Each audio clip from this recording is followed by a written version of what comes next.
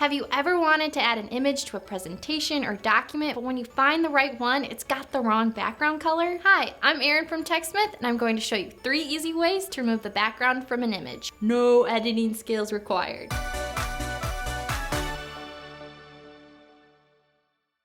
Before we get started, we're going to use Snagit. So if you don't already have it, there's a link in the description below for a free trial. All right, let's do this. Easy way number 1. Use the fill tool. It's the one that looks like a paint bucket. Take a screenshot or open an image in the Snagit editor. Images that have a solid background color work best. That said, you can totally remove the background from a complex image. It just requires a little bit more work. Click the fill button on the toolbar and choose the transparent option. Now, when you click the image, the solid colors you click on become transparent, which is the same as removing them. As you click around, you might find the fill tool selects too much or too little of your image. To adjust this, move the tolerance slider as needed. Easy way number 2.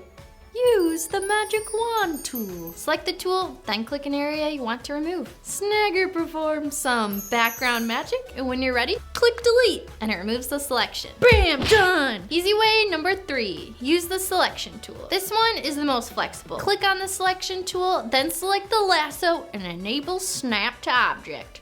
Trust me, partner, you're going to love it. This allows you to draw around an object and Snagit automatically detects it. When you've selected something to remove, click delete, and that's it. 3 different ways to easily remove the background from an image. If you don't already have Snagit, there's a link for a free trial in the description below. If you enjoyed this video, give it a like, and make sure to subscribe to our channel for more great content. Thanks for watching.